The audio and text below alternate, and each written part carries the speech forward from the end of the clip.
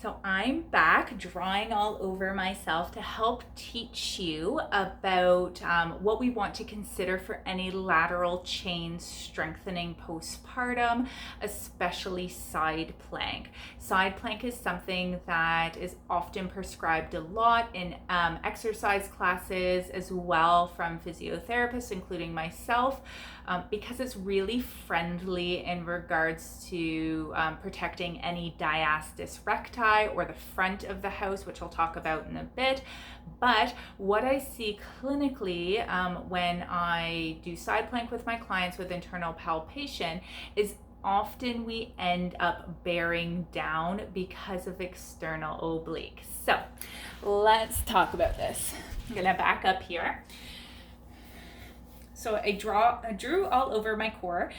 And just to let you know a couple of muscles here, this one here is external oblique. So it runs from our ribs and it goes down in an oblique fashion, hence the term oblique, and inserts in the fascia down here, okay? We have internal oblique, which starts from the ilia here, and then it actually moves up and forward and inserts onto the fascia of our abdomen. We have serratus anterior, which comes from the back to the front. This is a punching muscle.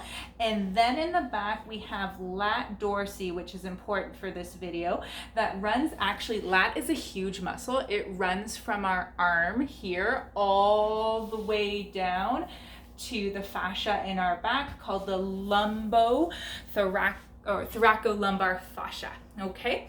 So when we're doing any lateral work, what I see clinically postpartum is that we have an overactivation of rectus abdominis, especially at the top, and external oblique, which causes a downward pressure on the pelvic floor. And as you know, we want to make sure that pelvic floor isn't under too much pressure so she heals well. Okay, the reason we do lateral chain work generally early postpartum is because of this separation that happens with a lot of women when we grow babies of our linea alba, which is what you may hear the term diastasis recti. So when we're in the side, we're really not stressing this out, but we want to make sure in the process that we're protecting the pelvic diaphragm. Okay, so going over a little bit of activation here. So what I see, and I'll demonstrate this in a minute, when we go up into that side plank is a grip and a push, okay, down. We want to avoid that, and it's really sneaky when we're on our side to see if we're doing that. So you want to watch it, and I'll show you how. What we want to think of instead is a lift and squeeze of the pelvic diaphragm and a lift and squeeze of the transverse abdominis that runs across here, and the internal oblique can assist with this, okay? If you're really unsure whether or not you're doing this correctly, I recommend touching base with a pelvic health physiotherapist. If you're getting this from me as a client, then you already know this information, okay? So where lat can be important is what we know from the literature is if we activate our lats and we're avoiding any gripping through here, we actually see co-activation of the pelvic diaphragm or the pelvic floor. So in a side plank position, we can utilize this to help the pelvic floor be supported without letting these dominant ones take over and push down. Okay, so what does this look like in a side plank? So we're gonna lie on our side. So basic side plank form, you want to make sure that your elbow is directly underneath your shoulder, okay? And if you have any shoulder pain, you may wanna work with scapular position, but we're just gonna assume for this video that your shoulder is good to go, okay? So elbow underneath that shoulder. Now, before you even go into a side plank, practice activating your lat. So what I'm doing here is just pulling my shoulder blade back and down a little bit, and then I'm pulling the arm into the side. This will actually activate a little bit of that serratus anterior as well, which can help support this whole shoulder complex, okay? So you might even want to start early postpartum with a leg out like this, breathing in Exhale, activate pelvic floor and transverse abdominis, squeezing and setting that shoulder, and you can even lift up with keeping this off, okay? That's starting to activate this lateral body, and it's actually quite a challenging exercise, okay? Especially early postpartum.